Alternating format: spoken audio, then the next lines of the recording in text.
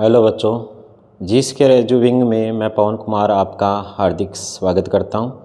तो आज हम क्लास 11th और क्लास 12th से रिलेटेड एक टॉपिक जो कि कंसंट्रेशन टर्म है वो यहाँ पे आज डिस्कस कर रहे हैं। उम्मीद है कि आप उसमें अच्छी तरह कोऑपरेट करेंगे और उसको समझने की कोशिश करेंगे। ठीक है, तो सबसे पहले हम बात करते हैं किसकी, कंसंट्रेशन की। तो बात करें कंसंट्रेशन। अगर ये कंसंट्रेशन वर्ड को अगर आप देखो तो जो कंसंट्रेशन है उसका मीनिंग क्या होता है। कंसंट्रेशन हम अप्लाई करते हैं किसी भी सॉल्यूशन के लिए, कि कोई भी जो सॉल्यूशन दिया है उसके अंदर जो कंसंट्रेशन है उसको हम जब स्टडी करेंगे तो कंसंट्रेशन का मेन मीनिंग क्या होता है। तो कंसंट्रेशन हम किसी ना किसी सॉल्यूशन के लिए स्टडी करते हैं और कंसंट्रेशन हमें क्या बताती है कि किसी भी जो सॉल्यूशन के अंदर किसी सॉल्यूट की कितनी जो स्पेसिफिक अमाउंट होती है वो किसको रिप्रेजेंट करेगी, किसी भी सॉल्यूशन की कंसंट्रेशन को। तो हम कंसंट्रेशन के लिए क्या डेफिनेशन लिख सकते हैं कि it is the specific amount of, it is the specific amount of solute present in a given solution, present in a given solution is known as concentration। तो किसी भी सॉल्यूशन के अंदर किसी भी जो सॉल्यूट की जो एक स्पेसिफिक अमाउंट होगी उसी को ही हम उसकी कंसंट्रेशन बोलेंगे।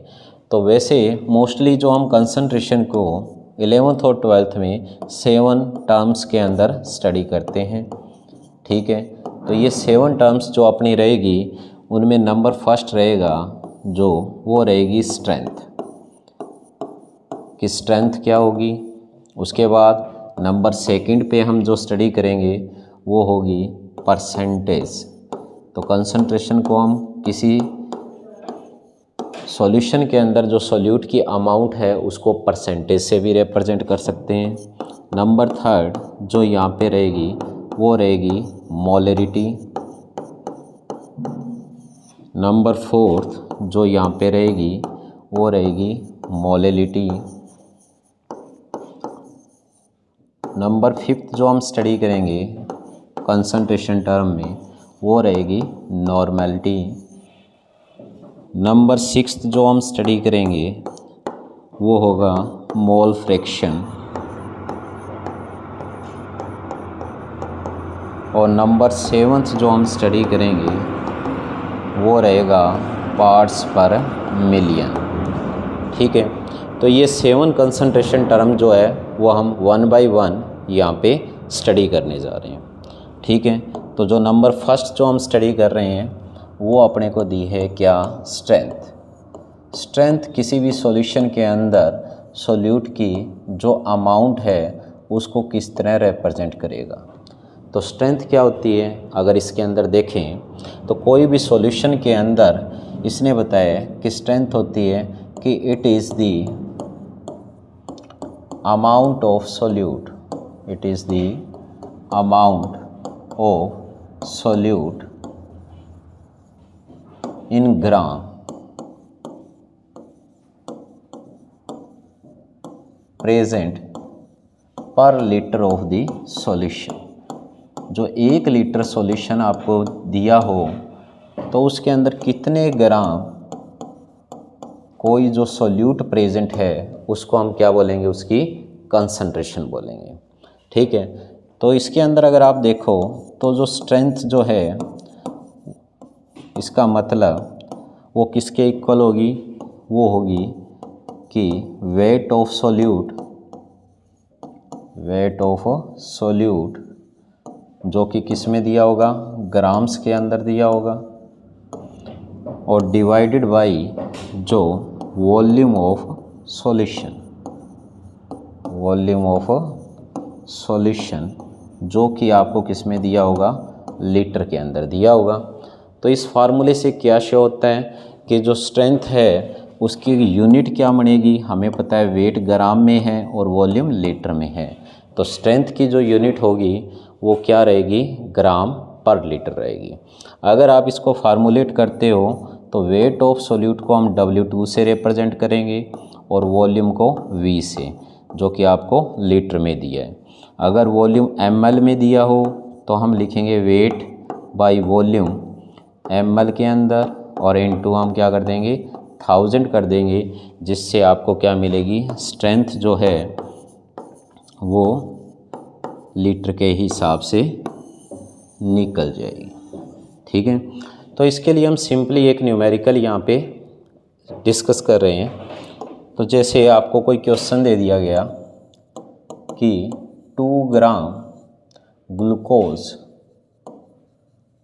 Is dissolved in 50 ml water, then what will be the strength of solution. तो उसकी आपको स्ट्रेंथ बतानी है, तो आप उसी फार्मूले का यूज़ करके इसको कैलकुलेट कर सकते हो। तो हमने अभी स्टडी किया है स्ट्रेंथ का क्या फार्मूला है। तो हमें पता है कि यहाँ पे जो 2 ग्राम दिया है वो क्या दिया है, वेट ऑफ सॉल्यूट कितना है 2 ग्राम, और जो आपको वॉल्यूम दिया है वो दे रखा है 50 ml। तो इसके अंदर अभी हमने स्टडी किया है कि स्ट्रेंथ का जो फार्मूला होता है वो क्या होगा, कि स्ट्रेंथ होती है weight of solute by volume of solution into 1000। तो यहाँ से क्या निकल के आ जाएगी, स्ट्रेंथ। तो वेट आपको सॉल्यूट का 2 ग्राम दिया है, वॉल्यूम 50 ml दिया है, और अगर आप इसको 1000 से मल्टीप्लाई करते हो तो यहाँ पे आपको क्या मिलेगी, उसकी स्ट्रेंथ मिलेगी। तो 50,000 को 20 पे कैंसिल करता है, तो इसलिए इसकी जो स्ट्रेंथ है वो 40 ग्राम पर लीटर आ जाएगी। और अगर यहीं पे अगर आपसे मोलरिटी पूछा जाए तो आप स्ट्रेंथ से भी किसी भी सॉल्यूशन की जो मोलरिटी है उसको भी क्या कर सकते हो, कैलकुलेट कर सकते हो।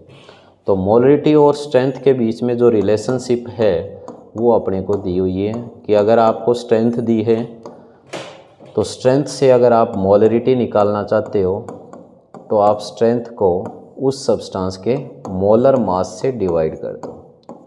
ठीक है, तो उससे उस सॉल्यूशन की क्या कैलकुलेट हो जाएगी, उससे उसकी मोलरिटी कैलकुलेट हो जाएगी। ठीक है, जैसे इस गिवन न्यूमेरिकल में अगर आपको इसकी मोलरिटी निकालनी है ग्लूकोज की, तो आप उसकी स्ट्रेंथ को देखो, स्ट्रेंथ आपको 40 दे रखी है, और ग्लूकोज का जो मोलर मास होता है वो होता है 180। तो ये आपके पास आ जाएगा 4/18, या आप कह सकते हो 2/9 मोलर सॉल्यूशन। ठीक है, तो इस तरह हम 1 बाई 1 यहाँ पे सारी की सारी कंसंट्रेशन टर्म डिस्कस करने वाले हैं।